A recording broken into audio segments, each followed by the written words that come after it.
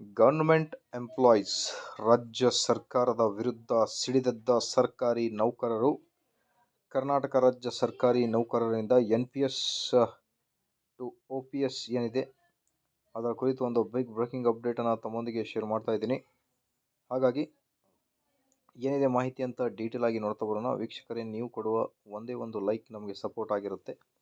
ದಯಮಾಡಿ ವಿಡಿಯೋನ ಲೈಕ್ ಮಾಡಿ, ನಮ್ಮ ಯೂಟ್ಯೂಬ್ ಚಾನಲನ್ನು ಕೂಡ ಸಬ್ಸ್ಕ್ರೈಬ್ ಮಾಡಿಕೊಳ್ಳಿ ವೀಕ್ಷಕರೇ. ಸೊ ಏನಿದೆ ಮಾಹಿತಿ ಅಂತ ಡೀಟೇಲ್ ಆಗಿ ನೋಡ್ತಾ ಬರೋಣ.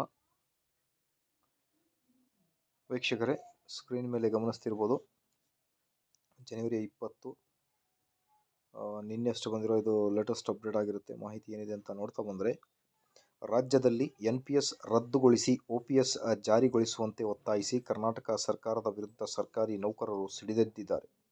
NPS ರದ್ದುಗೊಳಿಸಿ OPS ಜಾರಿಗೊಳಿಸುವಂತೆ ಒತ್ತಾಯಿಸಿ OPS ಧರಣಿಗೆ ನಿರ್ಧಾರವನ್ನು ಸರ್ಕಾರಿ ನೌಕರರು ಕೈಗೊಂಡಿದ್ದಾರೆ ಅಂತ ಒಂದು ಮಾಹಿತಿ.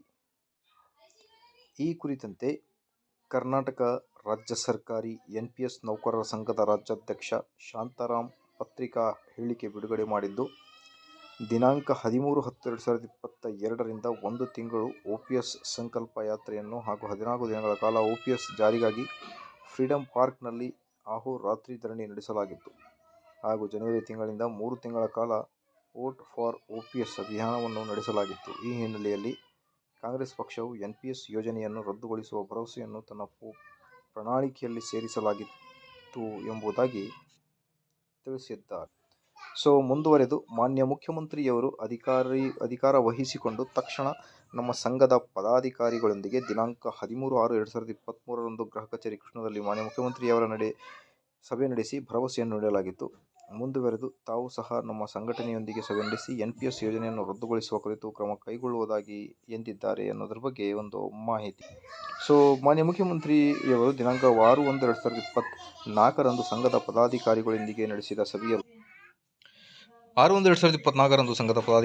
ನಡೆಸಿದ ಸಭೆಯಲ್ಲಿ ಮುಂದಿನ ಸಂಪುಟ ಸಭೆಯಲ್ಲಿ NPS ಯೋಜನೆ ರದ್ದತಿಗೆ ವಿಷಯವನ್ನು ಸಂಪುಟ ಸಹೋದ್ಯೋಗಿಗಳೊಂದಿಗೆ ಚರ್ಚಿಸಿ ತೀರ್ಮಾನ ಕೈಗೊಳ್ಳುವುದಾಗಿ ತಿಳಿಸಿದ್ದಾರೆ. ಆದರೆ ಈ ನಡುವೆ ಕೇಂದ್ರ ಸರ್ಕಾರವು NPS ಬದಲು UPS ಏಕೀಕೃತ ಪಿಂಚಣಿ ಯೋಜನೆಯನ್ನು ಜಾರಿಗೊಳಿಸಲು ತೀರ್ಮಾನಿಸಿದ್ದು, ಇದನ್ನು ರಾಷ್ಟ್ರಮಟ್ಟದಲ್ಲಿ NMOPS ಮತ್ತು ರಾಜ್ಯದಲ್ಲಿ ನಮ್ಮ ಸಂಘಟನೆಯು ಈ ಪ್ರಸ್ತಾವನೆಯನ್ನು ಸಂಪೂರ್ಣವಾಗಿ ತಿರಸ್ಕರಿಸಿದ್ದು, ನಮ್ಮ ಬೇಡಿಕೆ ಕೆಲವು ಹಳೆ ಪಿಂಚಣಿ ಯೋಜನೆಯನ್ನು ಮರುಜಾರಿಗೊಳಿಸುವುದಾಗಿ ಎಂದಿದ್ದಾರೆ ಅನ್ನೋದ್ರ ಬಗ್ಗೆ ಒಂದು ಬಿಗ್ ಬ್ರೇಕಿಂಗ್ ಅಪ್ಡೇಟ್. ಈ ನಡುವೆ ರಾಜ್ಯ ಸರ್ಕಾರ ಕೆಲವು ರಾಜ್ಯಗಳಲ್ಲಿ OPS ಅನ್ನು ಜಾರಿಗೊಳಿಸಿದ್ದು, ಆ ರಾಜ್ಯಗಳಿಗೆ ಭೇಟಿ ನೀಡಿ ವರದಿ ಪಡೆದು ಪರಿಶೀಲಿಸುವ ಬಗ್ಗೆ ಸಮಿತಿಯನ್ನು ರಚಿಸಿದ್ದು. ಓಕೆ, ಸೊ ಹಾಗಾಗಿ ಇದೆ ಒಂದು ಲೇಟೆಸ್ಟ್ ಅಪ್ಡೇಟ್. ಮಾಹಿತಿಗೋಸ್ಕರ like, share and subscribe. Thank you.